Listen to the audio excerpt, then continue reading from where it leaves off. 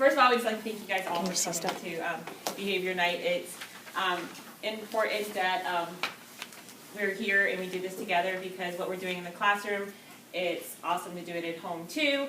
And as we were putting this presentation together, we also thought about our own lives and how we need to enforce things at our home ourselves too. So we're definitely doing this just through you guys just teaching and then applying what we know to you guys as well. Number one, you're the boss. Because children are naturally looking for guidance and structure. Kids learn in a structured environment. That's why you commonly see so many things happening at school that aren't quite happening at home yet, because our environment is so structured. Which you can't have that much structure at home, but they do need some structure. And also, it's okay to, number one priority, it's okay to make your kids cry. We do every day. We do every day. And they still love us to want to come back. I have almost made, yeah, I have made pretty much every kid in this group has cried for I have definitely made every single one of your children cry. Oh, for sure. Besides, Christian, I made cry. But I have made, I'm looking at you guys, I've made every single one of your children cry at one point.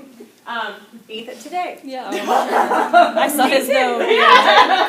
Anyways, crying is there because of sometimes there's lack of language, lack of understanding and stuff. Crying is totally a natural defense for children and stuff.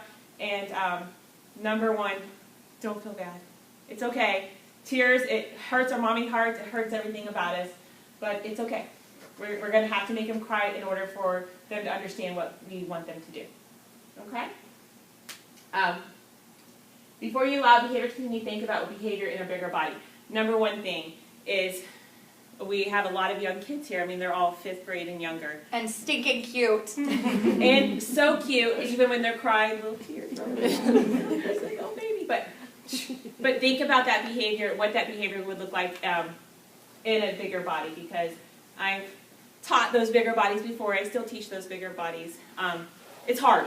It's really hard when at first it's just like this, or throwing yourself on the ground, but when you're picking up a 150-pound person from the ground tantruming or getting hit by it, it's a lot rougher, and society does not accept it as much.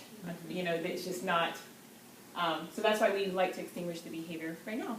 And plus their minds are so young and fresh, and they're thriving to learn from us. And we are here to help you. We're here, any questions you guys have, anything you're struggling with, no matter what it is, we're here to help you through it. It could be the craziest thing. You're like, oh, my child won't do this or something. We're here to take care of it. We're here to help you, guide you through it, because we've done this for a very long time. So we all feed off of each other. And also, number one, you're the boss. We are the boss. When we say, like, my child won't give me this, or my child, well, you're the boss. So we're going to start with that, like, that's the big thing. We're the boss. They have to know that we love them. That's also very important. They have to know the love's there, but also that know if we're the boss, we're going to take care of them. That is, we're going to provide them what they need. We're going to take care of them. They're going to have to trust us. So there you go.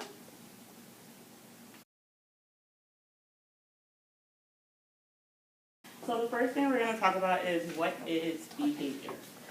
So when I'm developing these documents for your kids, I'm looking for anything that is observable and measurable. So anything I can see with my eyes, and anything that I can calculate how frequently it's happening, how many minutes it's happening.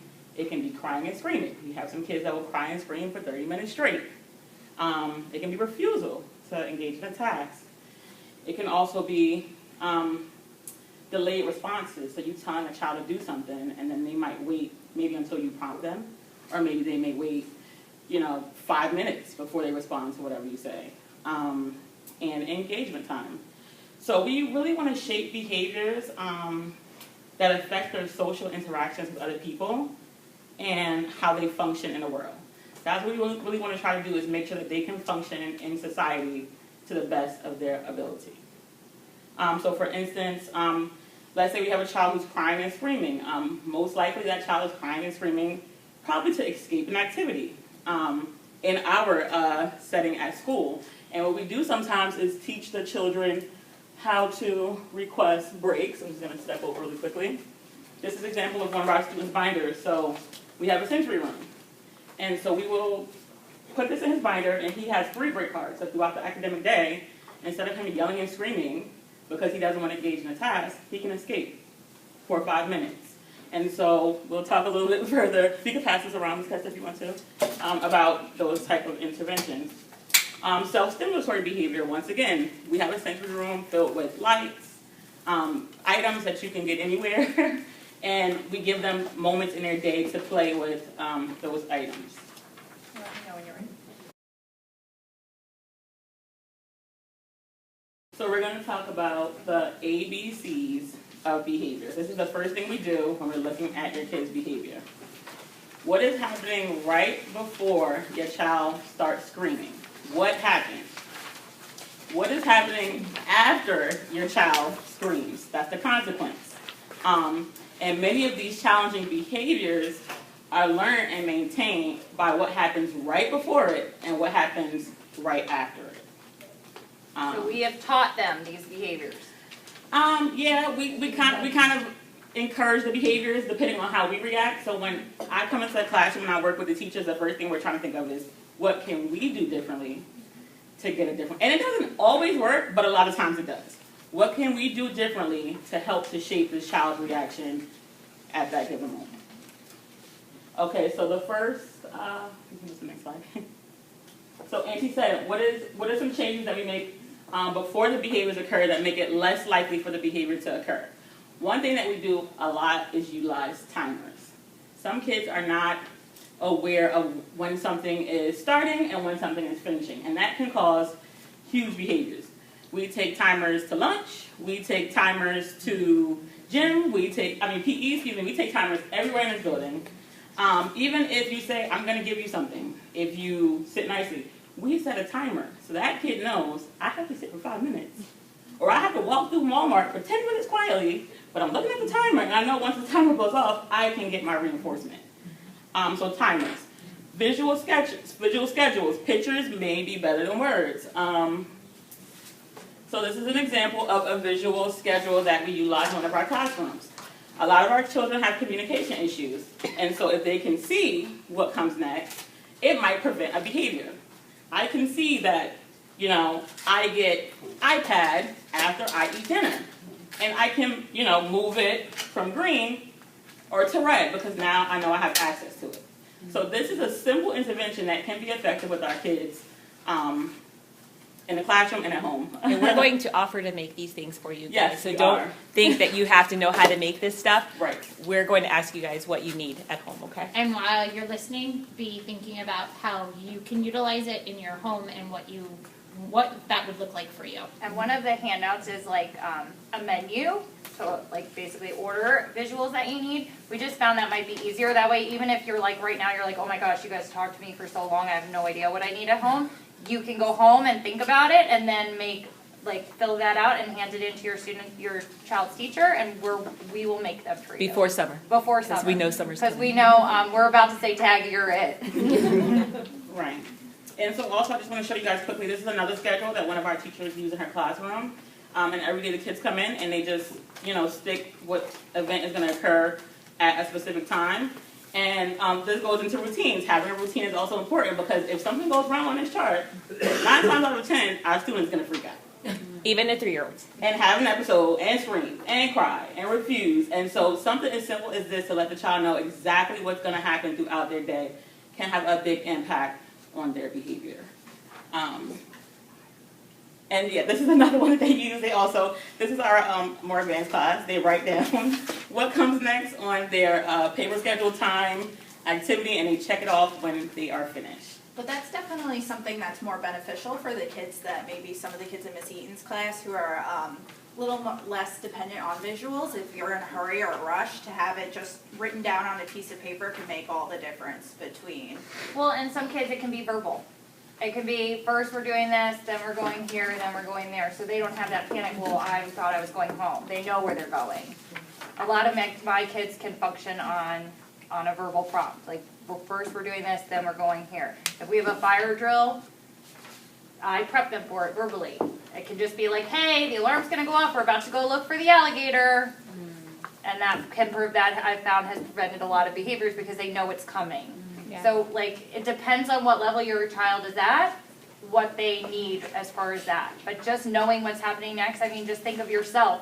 If you're at work and you think your day is going a certain way, and then it doesn't, who comes home and is like, oh my gosh, I had the worst day, I was supposed to do this, and then this happened. Like, we're the same. Also, just to talk about instruction, behavior skills and rules, previewing, and video modeling. We go on community-based intervention trips once every 2 weeks about, and you know, we'll go into Publix, and then we'll have a kid like running around Publix with the car, and I'm like, can I have the car? He's, no! And people are staring at me, and they're like, what are you doing to this child? And Dropping to the floor, dropping to the screaming. floor, and you know, we're there. They don't know that, you know, I'm Yes. working with the student 9 times out of 10. And so what Ms. Kessler does, which is awesome, is a lot of times, every time we go on a CGI, she'll bring up a screen and a board, we'll go over the rules.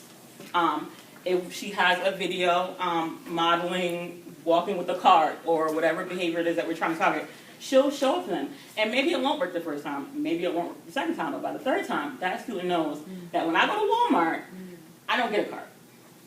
You know, and when we go in there, I'm gonna get a cart, you're not gonna get a cart before we're setting our rules so that it will be easier for us and they will understand that we have to listen to them though.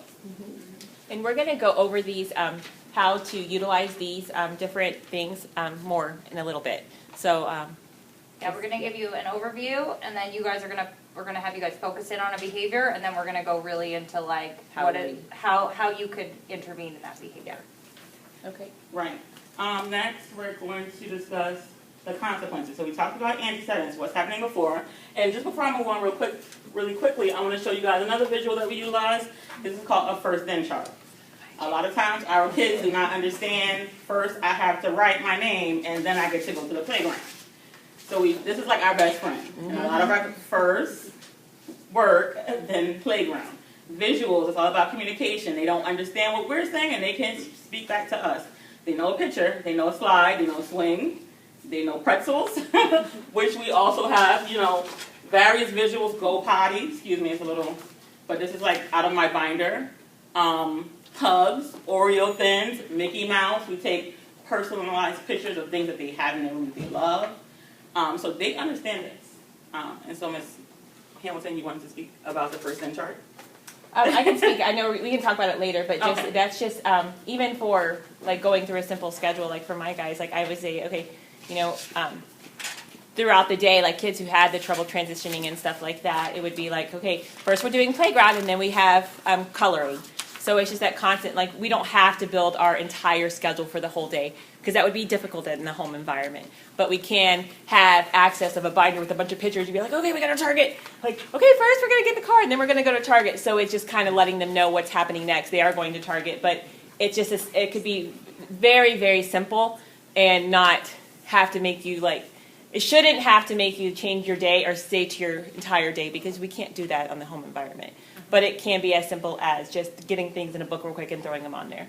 Yeah, and you can just have one and just make your schedule through the day. First we're here, then we're here, and then you switch it up. First we're wherever we were now, Yes. and then and for some of my verbal friends, for me, I can just say, first you need to do your writing, then you're going to get your bucket. And just that visual of this, then that, they can function with that. And I think they're going to discuss a little bit more as well. Those visuals are great for the home in a sense of if you have items in your home that your child likes to access.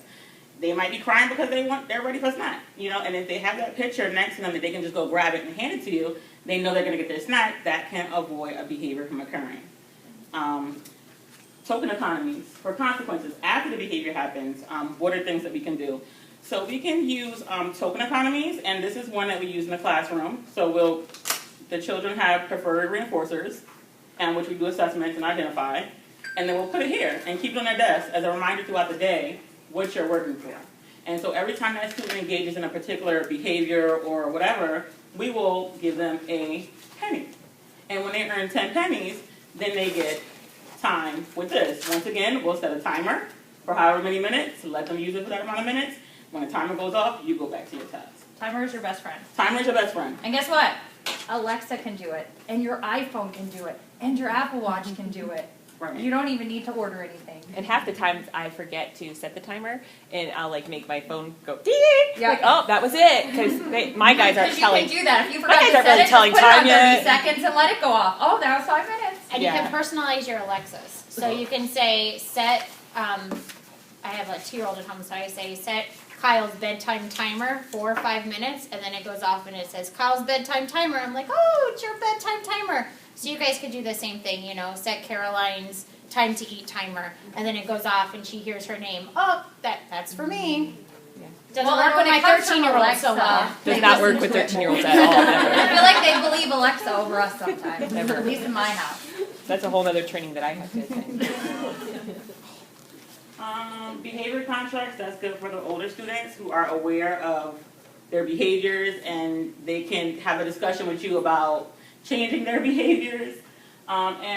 Visual communication systems to provide options. And so that, for example, would be like the pictures that I just showed you that they could exchange and other stuff that they'll probably get more into in a few minutes.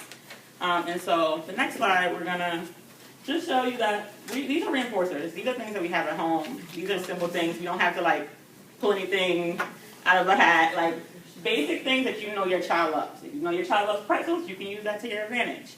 And so They all love bubbles. bubbles, They blowing all bubbles. love bubbles. They can work for blowing bubbles, you know. So They also all love that thing called the iPad. Yeah. yes. And Make the television. iPad work for you. And so why the ABC is important, just to reiterate again, behaviors are learned and maintained by what happens immediately before and immediately after the problem behavior. We may be reinforcing negative behaviors unintentionally. So for example, you know, when our students hear, when they cry and scream and say, I want an iPad, we don't give them iPad. Because that's going to teach that child that, okay, now I cry for 10 minutes and then I get an iPad. Oh, now I cry for 25 minutes, and then I have to cry for 25 minutes before I can get iPad. So we don't want to reinforce those problematic behaviors. So I think you guys should all have a ABC chart. So we're going to have you guys think about a behavior that is having the most impact on your child's daily life and your daily life. What is happening at home that is making it very hard for everybody to function?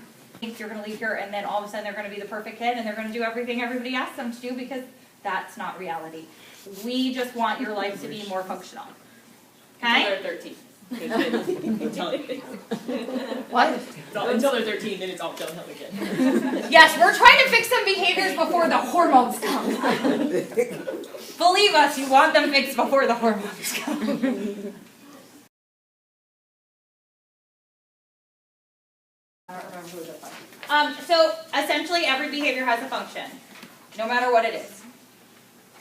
These are the 4 main functions that most behaviors can fall into. So there's attention, they're trying to get attention from someone. Escape or avoidance, they're trying to not do something that somebody wants them to do. They are trying to get access to something that they want. Or there is sensory things going on where they are not getting the sensory input they need, and so they are replacing it with maybe some inappropriate sensory-seeking behaviors to make up for that, and then our job is to provide them with what they need. And sometimes it can be a mix. Yeah. It can be a grab bag. Sometimes we're trying to get the iPad, but we're also trying to avoid bath time. So we're doing it all. We might have some sensory in there too. Yeah, and maybe also we're a little overstimulated, and so now we have the perfect storm. So,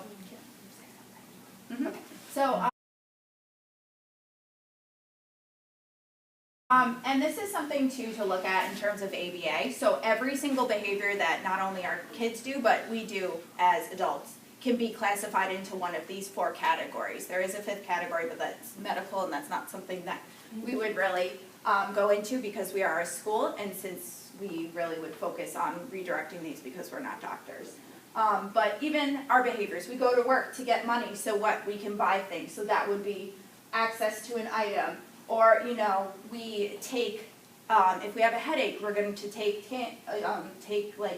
medicine. So that would be, you know, like we're avoiding the headache. So like looking at everyday behaviors is kind of changing the way you think and taking it less personally and looking at it more from a clinical point of view. And I know that's hard as parents and it's hard to see things like that, but it's also less blaming for yourself. So once you can kind of put that aside and you don't have to feel like, oh, it's my fault that they're doing this, or I should feel embarrassed about this. And that's something, I actually have a brother with special needs, so I've been there too, seeing the personal and home life, and I know it's been a struggle for my parents. So it's something to keep in mind that it's not you, this, like, the functions are just a way to kind of, it's why they're doing what they do. Escape. Escape is one of our main things we deal with in school because they're trying to escape from the academic tasks that we've given them. But I want you to know that it happens everywhere. It can happen when you're at a restaurant and your child just wants to leave, or when you're anywhere really, when they just want to run or whatever they want to do. And so we gave you some of them, what it can look like here. Running away, tantruming, not wanting to work at school, or they can just perseverate on what they want to do. They can just say it over and over and over whenever they want. If they don't want to be at Chili's, they might just say over and over, go home, go home, Yep. go home, go home, go home, go home, go home. Yep. Because I've had students that come Yep. in and just say, I want to go home, I Yep. want to go home, I want to Don't go worry, home. we hear it. Yeah, over and over. And then we also have children that just look away. They just don't give you anything. And that's very common, especially for nonverbal kids. They avoid interaction. Crying, screaming is a huge one that we see. And suddenly, you can have a life-threatening illness. I need water. I need to use the bathroom. I'm so tired. I'm I'm just so tired today, Miss Eaton. Please. I'm just so tired. Can you label like the antecedent as a function as well? Like for instance, the refusing to go take a bath because he's overstimulated by the iPad or something like that. Well, the iPad could be the antecedent. If every time your kid has that behavior, they have the iPad, then that is the antecedent. And then what they do to prevent you from taking that or to avoid leaving it is their behavior. Yeah. And so what to do? How do we get our children to not want to escape? We don't let them escape. Absolutely never, never. You're the boss. Yeah. We do not let them She's get like one. we do not let them get what they want.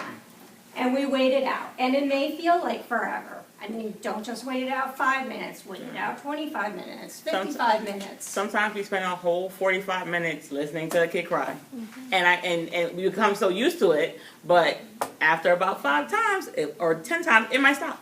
And we have some friends that are just really committed and they have that perseverance that's going to get them places in life, and we have to wait them out 5 days to get them to do that one task. Right. Believe us, or we weeks. have waited them out 5 days Right. in a row. Just take a breath. So there's You no can do limit, so you just have to And wait. if they have learned that what they're doing works for their function, you're going on an uphill battle, and you have to walk in knowing that. So before you even deal with it, take a breath. Like we lose it when we go outside is when the problem is. When you're at home, there's a controlled environment. And You can we're wait it out. we're going to go through that. Like what to do. Like, yes, you have a plan at home, how to make that work in public. Because we know, Target, we've all been there. Just Restaurants. where everyone looks at you because your kid's screaming. Yeah. And I feel like the kid knows that people are going to look, and they know that you're going to be more likely to. So you might have to have that one experience in Target for that child to not probably, or maybe 3 experiences in Target. Maybe 3 experiences. Or 20. And in they're Target, just going right? to scream. And you're just gonna push your cart and you're gonna sing row row row your boat, or you're gonna I mean, in my case, my kid screamed and I just screamed too. I was like, oh, we're screaming, cool beans, ah! And he was just like, what are you doing, crazy? Let me tell you, that boy never screamed at Target again. But on the flip side of that, if you've been that parent where somebody's screaming, if you see a mama or a daddy where the baby's screaming, just like pat him on the back. You got this. We're a team. You've got it, guys. So it's definitely an uphill battle. And just know that they know when we're more frazzled. So we're more frazzled in public. At home, we're going to talk to them the way we're going to talk to them, and we're going to deal with them the way we're going to deal with them. But in public, you're kind of like, oh my gosh, everybody's looking at me. I just needed to get shampoo. How am I going to get out of this Target? And you're frazzled, and they feel it. Yeah. It's like blood in the water. They're like, mommy's going to give in because mommy doesn't want me doing this in Target. So this is going to work. So take a breath. They can sense that. Yes. Go to your Zen place. Target is my Zen. Just look at things and pretend it's not happening. It's white noise. Find a face mask for later. All right, so some other things we can do, like I said, we're going to wait it out. That's the most important thing. And we're going to use our first then boards. First, we go to Chili's, and then you can have iPad. And we validate our emotions. We talk about how they're feeling, and we figure out why they're feeling that way. And the big thing is break the task into more manageable chunks. I mean, that's what I do with their work. Instead of giving them the whole sheet, we only do one problem. So that's what you're going to do at home with tasks like that, small chunks. And that really works and is effective. And this can say, just one second, like this can say like, if you're going like to a restaurant or something like that, this can say just sit, and then it's a goldfish. So they're sitting for a second, goldfish, sitting for 2 seconds, goldfish, sitting for 4 seconds. There's two, like, so it can be a constant depending on what the behavior likes. So some kids might not, some kids might say, okay, Chili's, you said at Chili's, and then they might understand, said at Chili's, and then you're going to get your iPad. Or some kids might need that, what Karen was saying, that constant redirection with that reinforcer that we eventually fade into bigger chunks, but it probably needs to start in smaller chunks at first, depending on where your child is. And for the older kids that we passed around the star charts, so that's a great strategy where you have like a certain amount of stars that they have to earn, but they're visually seeing, okay, I'm doing exactly what I'm supposed to be doing, so I got a star, and you're not necessarily giving them that goldfish, but you're giving them a star, and they get 10 stars, and then they get the goldfish. And the most important thing is that wait out. And Consistency. If they know that you're not going to make them do it, they're going to wait you out. And we hear a lot of parents, and I mean, we get it too. We always tell you, they never do that at school. And you're like, okay, lady, whatever you say, they for sure do it at home. And the reason is because they've learned that something doesn't work at school, but guess what? It works at home. We know the difference in environment. Something might not work at home, but man, does that work real fast in Target when mommy's over it. Then I scream and I get to win. So they've learned that, and so following through and not letting them avoid it, they're going to say, okay, well, I'm not avoiding this. This is not going to happen, but if I do it, I can get this. So wait it out, friends. Wait it out, Wait it man. And think about like when you guys are even out in public and stuff like that. Do you guys judge the other parents whose kids screaming like a crazy person? No. Most parents, every like friend I have, No. You feel like they're judging you, but they're all going, man, I was there. 2 days ago, man. As a non-parent, I'm worried about Oh, and the non-parents will get theirs. When the little young 20-year-olds that just got married and look at you, they're going to get theirs. Don't worry.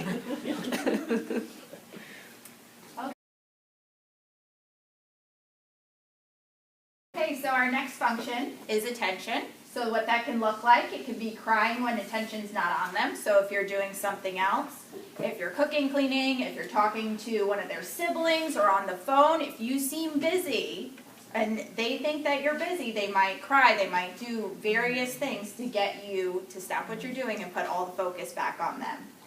Another thing is unsafe behavior or upping the ante to force you to interact with them. This could be standing on tables. This can be making messes. This can be tipping over furniture. This can be a whole bunch of it, anything that's pretty much not appropriate that they wouldn't normally do in a situation where you're playing with them or interacting with them, and then they go over and just knock all these books down when you just turn away.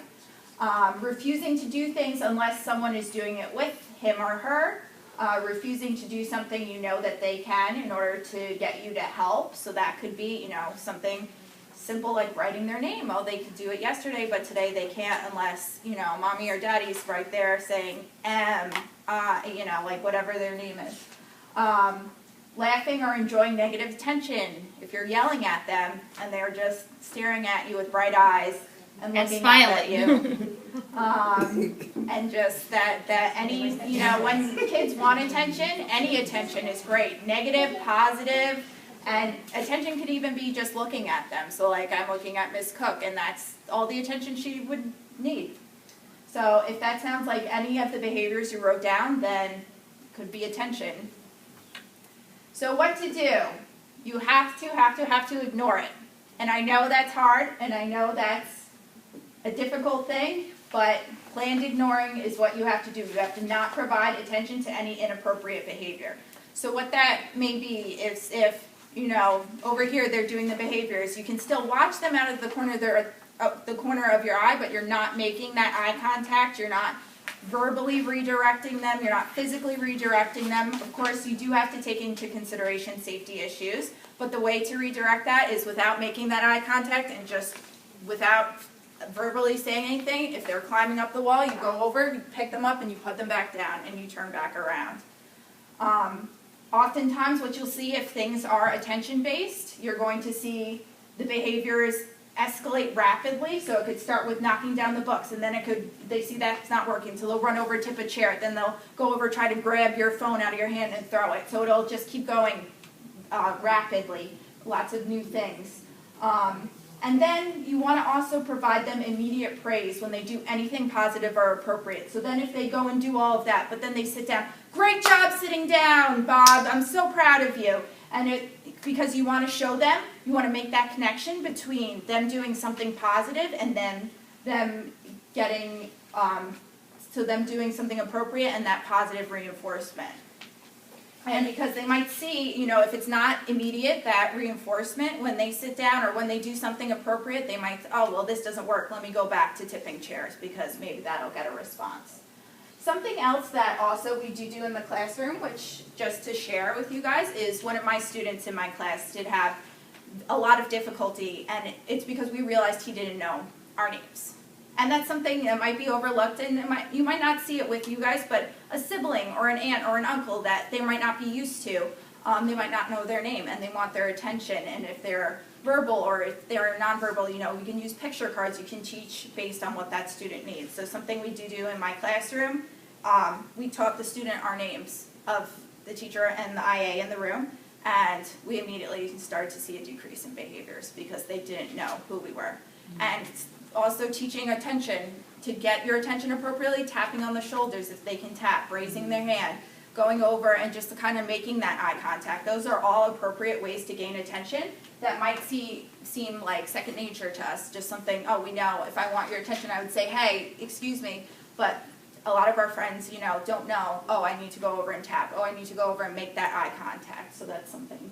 And an antecedent you could do to this, if you're finding that you look at your page and you're like, you know what, my kid is looking for attention and they are doing it negatively, that might mean that you also want to preload with positive before the negative even starts. Like you might want to relook at yourself and you go, you know what, when I get home, I'm so frazzled, I get in, I'm just trying to do things, my kid's trying to get my attention, and then that starts.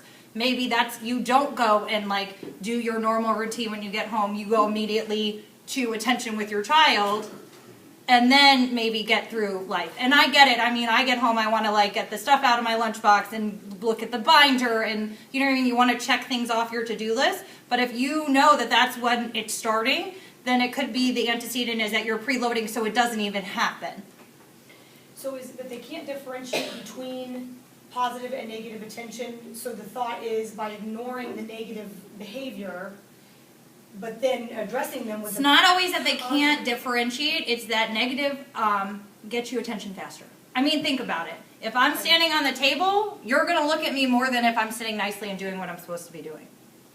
It's just naturally you're going, if they're doing something negative or screaming when you get on the phone, you're immediately giving them attention. If they're with their book doing what they're supposed to be doing, you're like, oh, they're good. And you're not. And for some kids, they just have that more, that their need is for attention. I mean, just like a parent. I like attention, Miss Meisner does not. So that's not what the function of her behavior is, but that might be mine because I really love that attention. You know what I mean? So it depends on the kid. But if you're finding that it's happening at the same time of day, maybe when you get home, maybe in the morning when you're trying to get them ready, they start freaking out because you're not paying attention, maybe we preload with the positive and then check off our to-do list. Okay. So you address it if it's negative and they're like on the table, you just put them down. Mm-hmm. And you do not give attention. And it's hard to overcome because they've learned that negative works faster. And it does. I mean, just naturally, negative, think about the news. They're not telling you stories about somebody adopting all these puppies. It's like the puppy's the sidebar and then the horrible thing that happened is the main headline. It's not great, but it's how life works. And I just want to add that a lot of our kids don't communicate verbally, and they have mastered body language. Yes. They can look at you and tell whether you're upset, happy, sad. So when you give them that eye contact or you give them that frown, or they know, I got her, or I got him. So you have to remove that, remove that, attention, but still they know that she's going to stop me. All right, our next function is access to preferred items and or activities.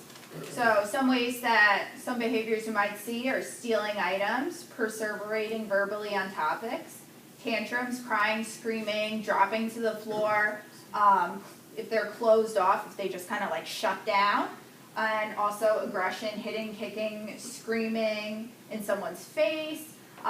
We see that a lot when, a free time recess is over, we'll see this. We'll see this when it's time to put iPads away. At the store, if they want a toy and they're told no, this would be access to preferred items.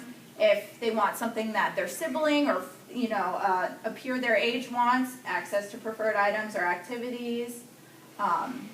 So that's what that kind of looks like. So what to do? Do not give them access if they are not appropriate. So if they're not exhibiting behaviors, if they're doing all of that, if they're tantruming and screaming, giving them the toy will just show them, you tantrum and scream, you get the toy.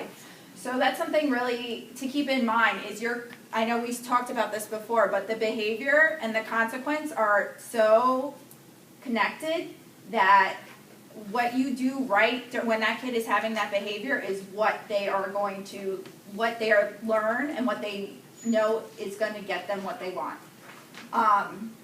So you're going to give them a task to complete before giving access to the item or activity, so they're earning it.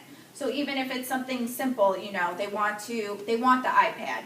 Okay, well, first they need to sit nicely for a minute, or they need to wash their hands.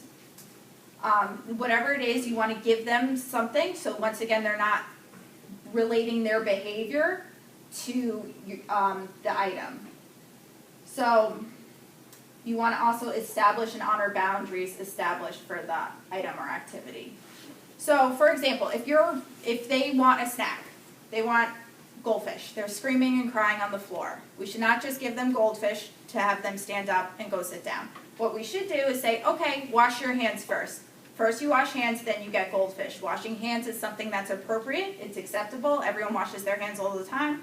So they go over, they wash their hands, then they get goldfish. So they're relating, oh, I can wash my hands and then get a snack together instead of screaming on the floor and then getting the goldfish. You want that connection between the appropriate behavior and the preferred item or activity.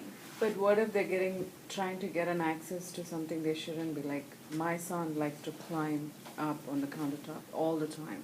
To get access to the cylinder. To get access to that item. But that's not something he should be playing, but he loves it. But it could be. It could be. That's okay if he wants to play with that. It's okay. As long as you're not handing him a knife.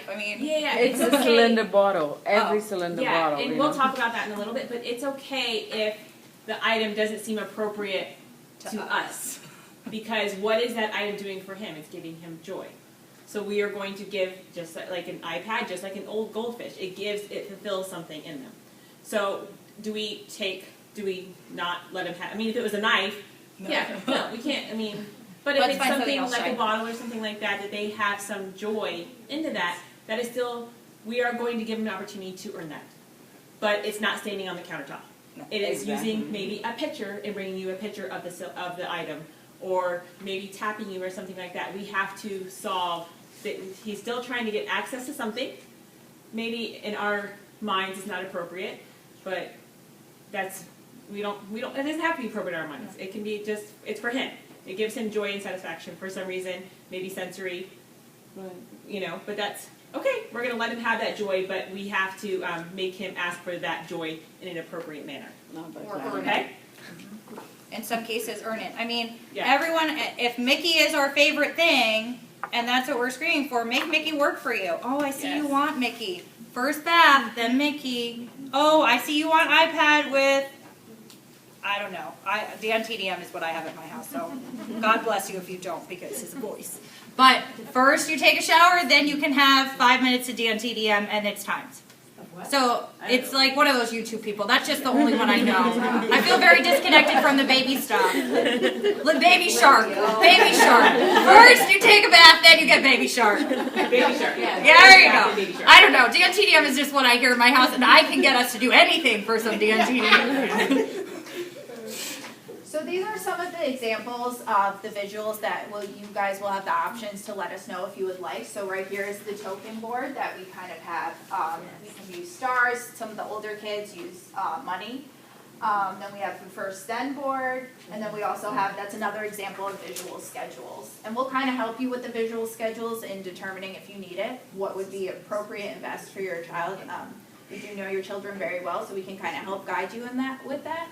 And the nice thing about the visual schedules is the visual schedules can also be used on the first then. So if they're not responding to the visual schedule, then you can just remove the picture of, you know, eating lunch and then having your reinforcer there. So For some kids, that whole schedule is too much. So it could just be tasks throughout the day, and you first this, then that, and then you switch it to the next one. I know we do that in my classroom, especially for new friends that don't understand like how to rotate through centers or how when they're going to see mommy again, maybe they need the whole thing. But if it's just getting from one thing to the next, first then can just break it down real simple. So is a star chart and a token board the same thing? Yes. Kind of, yes. Like in my room, they'll tell you they earned raccoons. Right. It just depends on what you're doing. Right. And so sometimes what I'll do is like I'll ask the teacher what the kid likes. Like one girl liked unicorns, so I just made the token instead of a star, we use a unicorn. It makes them excited about it. And then I also, when you guys think of a star chart, when at the end when we ask you what you need, I want you to think about whatever task it is that you want your child to do, and think about how many steps is it within that task. So if you know your child needs to take a shower at the end of the day, and first you need to remove clothes, that's one. You need to step in a shower. You need to, you know, get wet, come out and dry yourself, and then go to your room. That's 5. You want five squares on that chart, because that's what you want that child to complete. And we can manipulate it to as many Right. squares as it needs to be. I mean, if they're really young and they can't make it, It can be 2. It can be 1. three things. I Yeah. mean, and then for some of my students, I have like the star chart, so I will have this part will actually be removable, so I can manipulate How many. like how many. So for some tasks I know that are really difficult for some of my kids, I'll just have them earn 2. And then other things that I know that are really easy for them, I'll have all 10. And then so on the back, I just have the different number of squares to manipulate. But does this work with kids like 3-year-olds too? In a little bit of a different way. yeah. Like we said, we'll adjust to, that's going to be more of like the That- first then. First then is kind of the first step. So if they're Okay. getting this, Yeah. then they're ready for this. Yeah. If they don't have this down yet, then They then you cannot live here. do a star chart And if it's they don't okay to live understand. here first. Yeah, that's for a what I little was while. thinking. Yeah. So, and then this is a little bit more It's okay to live there advanced. for Yes. a long while. Yeah, I think Yeah. that's the Sometimes we just are there, and that's our home, and that's okay. And that's okay. As long as our home life is going well. Yes. Okay. You up, girl. A lot of our students have sensory issues, and you're like, well, what is that? So it's, oh, I forgot I was talking about overstimulation such as hand clapping, tapping, jumping, pacing, rocking, or being withdrawn from activities. Avoiding touch, food, activities, texture, sounds. So I kind of made a very simple little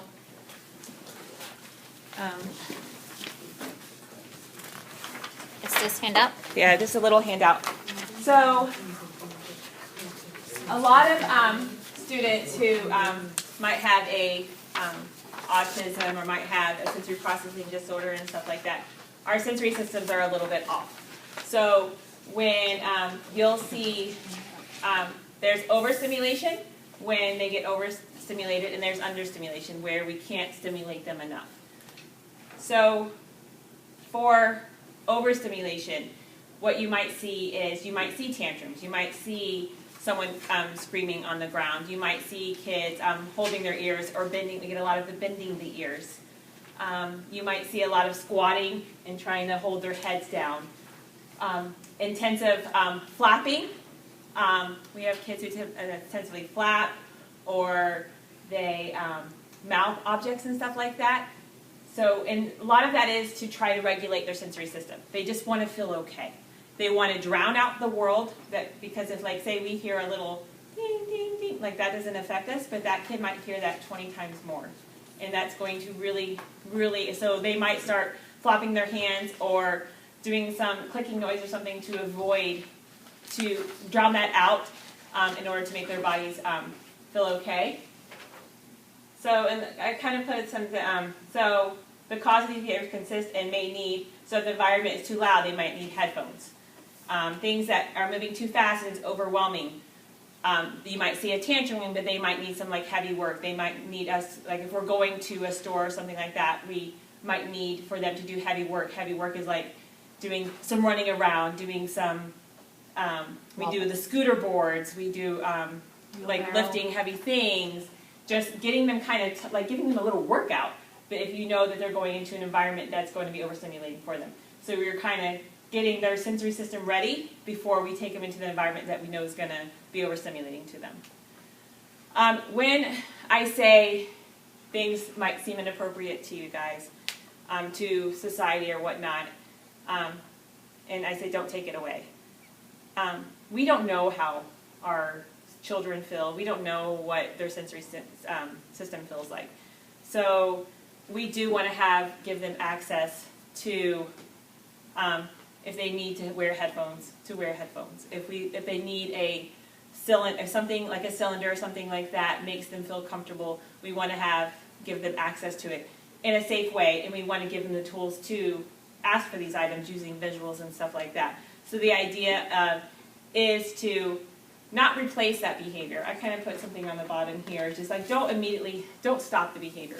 I know it might look a little bit odd, and I know it might like make people kind of stare at you a little bit more, but that's okay. We're just going to have to deal with that and stuff like that. But we can replace it with a more appropriate thing. Like if a child is going around putting things in their mouth and tapping their mouth, we might want to do something called a jewelry. So it's kind of their personal item that they're going to kind of, if they're getting a little stimulated and stuff, they can kind of just chew on an item or bite on something rather than their clothes or just a random toy at Target. So we do want to, so don't kind of watch the behavior, like watch this, like you'll know, like if they're screaming or something like that because it's really noisy, or they're doing their ears or they're tapping something on their mouth, watch it and kind of just determine like what they're trying to achieve out of it. Are they trying to avoid the world? Is it too much? Or are they trying to get more of it? Are they really, like, are they running up to people and like pushing them down? Like, which happens. I'm telling you, it happens a lot. So what are they trying to achieve? Like maybe they just needed like some big giant bear hugs before they went into public and stuff like that.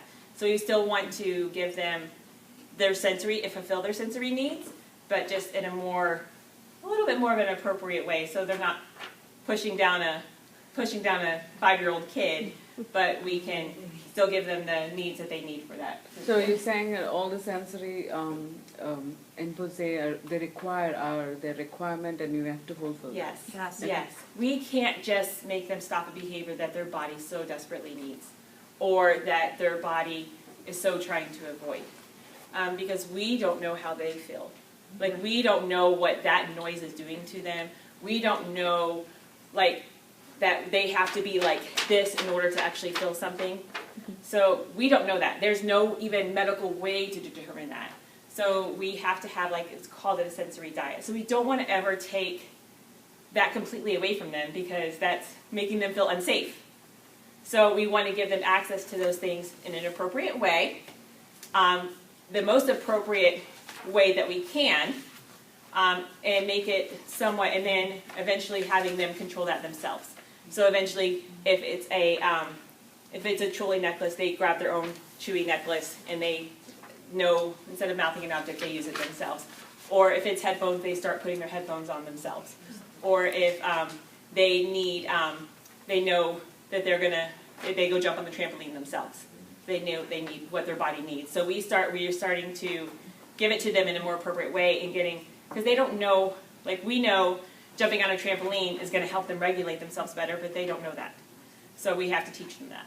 So, but yeah, it's absolutely don't ever just take that away from them. Because, yeah, go ahead. I just want to share really quickly. Someone was actually telling me about a book the other day that was written by an individual with developmental disabilities, and no one knew he could talk until he was like, I guess, like in his late teens. And when he finally started typing, he told everyone that the reason he flapped his hands like this in front of his eyes is because of the way the light hit his eyes. It almost like hurt him. And so when he did this, he said it kind of made the light enter in a different manner that was more comfortable to him. But for like 18 years, nobody knew why he was doing this. And people tried to stop it. And people, and he was in there and he had stuff to say, and it took him that long to be able to say, like, this helps me. I feel better like this. And so that was just to share with you guys to know that they do this for a reason. And they have naturally figured out things that work for them. So we just need to make it more appropriate and in time safe. Like if needing to push something is what they need, then we need to give them a way to do that without them pushing over furniture to get that input. It's their version almost of self-care. Like we do things that like maybe you're a runner, maybe you need that glass of wine when you get home. Like we all have our self-care things. This is their version. Right. So we can't take that away because then there's no way for them to feel okay. We have to make it appropriate, though. We have to make it appropriate because there are kids who can get so sensory needing, they'll start to bite themselves. They'll start to hit themselves in the face. You start getting self-interest behaviors because we never gave them the skills to try to meet those needs in a more appropriate way. And that does happen a lot, especially during the hormone stage, is that they even need it more and they were never taught how to do it in a more appropriate way. So we do get a lot of self-interest behaviors and stuff like that, just to try to regulate their body. So, and we can, here's some sensory items, just very simple ones. I'm not going to tell you guys to go make a sensory room in your homes because, that's great if you can, but it's not always necessary. But trampolines are nice, just fidget toys, this is jewelry. Beds and stuff like this, if they're over, this can be for people who are understimulated. Understimulating kind of looks like someone who's just kind of, you're like, oh, it's just like sitting there, and they're kind of like just doing nothing, and because they need to like someone to be like, whoa, what's up, friend? Like, come on. They need like that stimulation. They're like, what? Oh my God, but they need so much of it. So the trampoline helps with that, and it also helps with if you're overstimulated. So a lot of these items like go hand in hand with each other. The same with these tubes, like just the noise tubes and stuff like that. The scooter boards, I have students lay on their belly and they just go on the scooter board. It makes them, like, it kind of gets them going, and it also, like kids who are so overstimulated, just calms them down. So a lot of these items are the squishy balls and stuff like that. What's that curly, the This is like a tube, and it makes this noise that. Yeah, your dog loves that thing. That's her I was favorite. thinking, she would really like that. Yeah. So these are just very simple things that you can just have. I mean, you can't have a trampoline or a scooter board, but a lot of these other simple things you can have in a bag and stuff like that, like at a restaurant and stuff like that. So if you can tell that they're overstimulated and stuff like that, headphones, these things work. And your child's teacher will help you. We're doing this stuff in the classrooms, so we can assist you on what is working for your child and what kind of, whether they're overstimulated, understimulated, and what kind of sensory diet works for them. Okay. And sensory could be just like as simple as if they're getting overstimulated, some of like the deep pressure on the shoulders or the massaging of the joints or that bear hug could be as simple as that. Yeah. Oh, and Alexa can order you those things. Amazon's not paying me. And they do have it. But I'm on YouTube now, so maybe do well. It's actually called Toolery, so you can actually Google it and Yeah. it says Toolery. So plans and the importance of follow through. So our babies have learned from what we've done before, what they do, and what happens after, what works. So a lot of times, if we've kind of replaced a behavior with something that maybe is not working, and we haven't realized it, you now have to re-teach that. And they know what's worked, so you have to follow through. Yes, it might be that, you know what, Miss Eaton, I waited him out for 45 minutes yesterday and he did it, but I just could not do it the next day. It just couldn't do it. Well, guess what? He just learned, well, Mommy might do it this time, and Mommy's not going to do it that time, so I got her. We can do this. I can wait it out for days on end. So the importance of follow through, once you change the behavior, once you change what your reaction to it, you have to maintain that consistency. And at first, it's going to look like it does not work. It's going to get worse. They're going to be like, wait, this was 5-minute tantrum and then I got my iPad. Now Mom is really upping this ante. Okay, let me throw some more things. Let me scream a little louder. And guess what? I'm going to do this for 45. She thought I'd do this. I'd be done in 5. But guess what? I'm going to up this ante. It's called extinguishing behaviors. In most cases, it's going to get worse before it gets better. If it's attention seeking, they're going to up that ante. They're going to climb the higher thing. They're going to throw the bigger object because they know it works. They're just got to figure out what's going to work this time. So you have to follow through. Once you decide, okay, this is why my child is doing this behavior, whatever it is, and we're hoping you're going to walk away tonight and go, oh, you know what, after that ABC and after this, my kid is attention seeking. So what I'm going to do is I'm going to fix my antecedent. I'm going to give positive attention as soon as we walk into the house to try and prevent it. And if we have negative, I'm not going to pay attention to it. That's going to be the consequence. You don't get any attention until you're doing what you're supposed to be doing. Well, guess what? It's going to get worse. You have to follow through and you have to stick with it to see it change. And everybody has to follow through. We know that Grandma doesn't want to. Grandma doesn't want to do it. Grandma wants to be like all pumpkin. I'm not the parent. I earned this right. I want to give you the iPad because I'm the grandma. Grandma's got to be on board. Especially if grandma or grandpa or auntie or whoever it is with them all the time. You're not going to undo a behavior if not everybody is on board, which is why we were so gung-ho about having this here. We want to help you fix them, but if we're doing it here and at home you're like, I just can't do it tonight, then we can only help so much because guess what? They know the difference. Miss Eaton, he's doing this at home. Well, he doesn't do that at school. Mm-hmm. And I'm sure you want to strangle me and go, yeah, I know he's doing that at school. No, he's not, because he knows that doesn't work here. There's an environmental change. And let me tell you, every single kid in our unit knows about different environments. Even if they can't talk, they know the difference. They know that this person is going to give in and this person is not. They know that this works in this place, might work in Miss Hamilton's room, but Miss Eaton's, that don't work. At home this works, that doesn't work with Miss Kester or Miss Cook. They know it. So we all have to be doing the same thing, so they really realize, oh no, this doesn't work anywhere anymore. I need to do something different. Consistency and follow through. The longer they have done this, buckle up, guys. It's gonna take longer. You know, like Dad, you're not gonna get this, but pregnancy weight.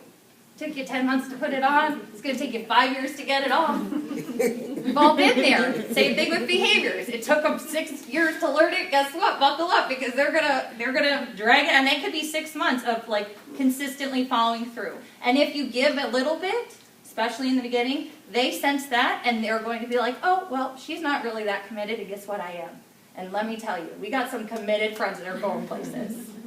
Ain't nobody tell them they can't do anything because they got commitment on their side, and now we have to meet that.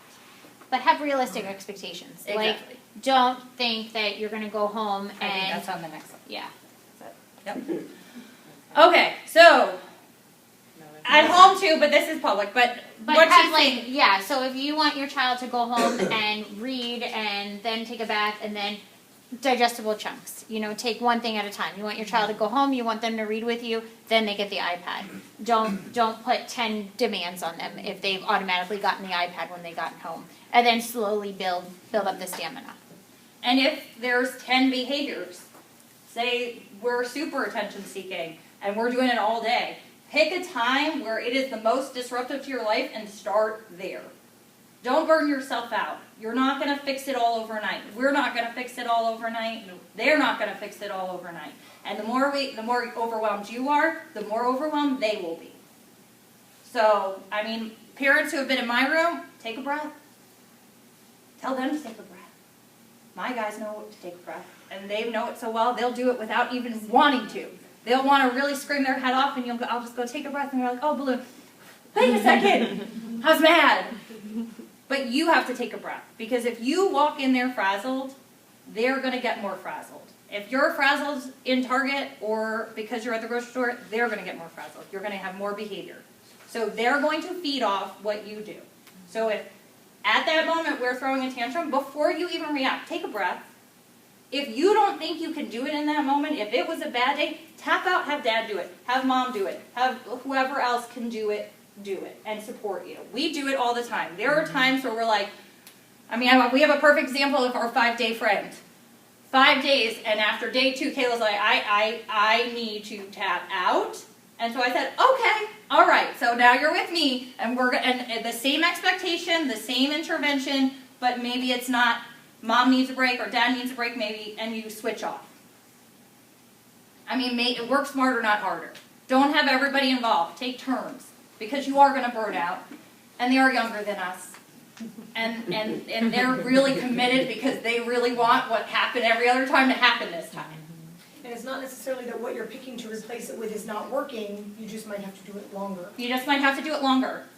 Okay. And don't say it didn't work day 1, right. This doesn't work. Like I said, 5 days to get our friend to commit to putting something on a Velcro board. Yes, 5 days. 5 days. Because she refused to participate in circle time, and all she had to do was take a picture and put it on a Velcro board. And so for 5 days we waited her out, and guess what? On day 5 she did it. And then she did it from then on. And there was never another fight. So it might be a 4-hour tantrum, and you might be tired and they might be tired, but guess what? You waited out that 4 hours, you may never have that behavior again.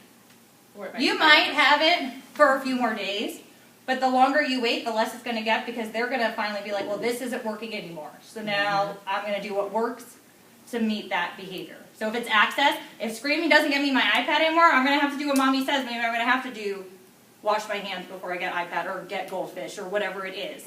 My screaming doesn't work, now I have to do what's happening. In public, same thing. And here's what I'm going to say. If you have a huge tantruming behavior and it's happening at home and it's frustrating at home, maybe don't go to Target with our friend for a little bit. Maybe get it more under control at home, get yourself prepped, get them prepped that this is what's happening now, and then go out in public. Don't set yourself up for failure. If it's day 1 and you just had a 2-hour tantrum, don't take Timmy to the store. I get that he stopped the tantrum and he did what he was supposed to do, but now you're in a new environment, and guess what? He's going to do it worse. Don't set yourself up. Give yourself time. Give them time. They're learning something new. They're learning a different behavior. Give everybody time.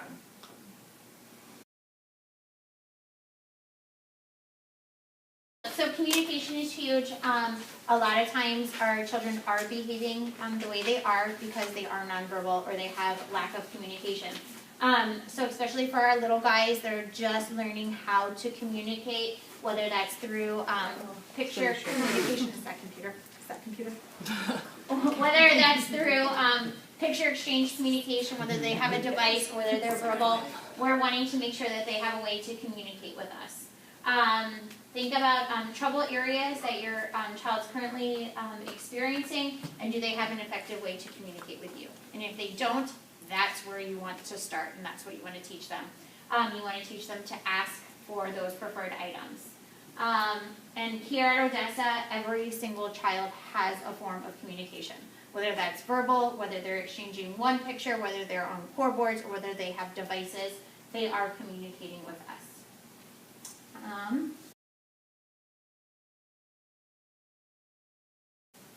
And then setting up your home for success. So you need to have organization, and you need to provide structure. You need to have a picture schedule, and for your child to know what to expect. So there should be some sort of routine. Yes, your routine is going to change, but you should have a basic structure. Like, we're going to come home, mom and dad are going to look through your book bag, then we're going to read a book together. Then we're going to cook dinner, you're going to watch some television while mommy cooks. Or you're going to have some, predictable iPad time. And then you want to give them some warning if something is going to change in their day. You want to provide a safe, calm place for them to be if they are tantruming that you can redirect. And you want to give choices. That's important, so that way they do have some control of their environment. So do you want to brush your teeth first, or do you want to take a bath first? So that way they feel like they have some control. You ultimately have the control because you're controlling those choices. Do you want to eat your veggies first, or do you want to eat your chicken first? And then positive language is super important. We want to be positive with our kids, and a lot of our kids, it's very easy to want to raise up to the level that they're bringing. You want to raise your voice, you want to react. But most of our kids, the louder we go, the louder they're going to get. So if you're using a nice, calm tone to you, sometimes even with my kids, when they're super loud, I'll go even lower, and I'll whisper to them. And that really gets them. They're like, oh, what are you doing? And they can't hear you, so and they can't hear have to you, go so they lower. stop, and they want to know what you're saying. So that's super important. And then also sometimes not even language at all, those first M boards, sometimes they're wanting you to react, so sometimes I'll just, okay, first we're going to do, and they know. As far as choices, the biggest downfall, especially if we're emotional, do not give them a choice you don't want them to have. Yeah. Because they will choose that choice. If it's 4 o'clock in the afternoon, you say you can either do this or go to bed for the rest of the day, you know they're not going to be in bed for the rest of the day. Don't set yourself up for that. Yeah, so control your choices. So this was from the American Academy of Pediatrics. So from 2 to 5, your kiddo should be getting no more than 1 hour of screen time a day. And I know sometimes it's more, I get it, I'm a parent, but this is what they're recommending. So you guys go home and you know. 6 and older should have no more than 2 hours a day. And a big thing is going and establishing those consistent limits. And then this is huge. Digital media should not take the place of social interactions, physical activity, or sleep. They actually recommend it on the website not to have access to the iPads or television an hour before bed because it does disturb their sleep. So reading to your child at night is wonderful to replace that screen time with. And then using those 2 hours, effectively. And then also this is huge. This is huge for all parents. Our kids might be nonverbal and they might not be able to read, but man, they can find things on YouTube, and there's not good stuff out there, and they can have access to it. So make sure that you are setting your parental controls. Make sure you're monitoring what they are watching, especially with our older kids that can maybe communicate telephone numbers, addresses. Monitor that closely. And so we have just a little bit of time for questions and answers. We threw a lot out at you guys.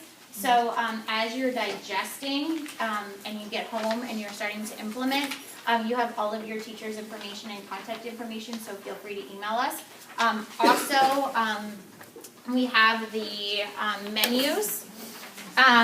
If you have those filled out tonight to turn in, that's wonderful. If not, if you want to bring them home with you and really think about the pictures that you're needing, feel free to bring it home with you and just stick it in your child's binder, and we'll be sure to get the visuals back to you, in a timely And I would recommend taking it home, especially if it's going to be something that's specific to home, because we're probably going to need to go back and forth and get pictures from you. If it's a preferred item, or if it's certain time of day, or a preferred place, we don't have that picture. We can't always search it. Some things we can, but if it's something really specific, it's easier if you go home and think of everything you need, and that way we can go back and forth with you to get pictures and not have it take forever. And Google Images is a wonderful spot to get pictures from. I know that we're closing in on summer break.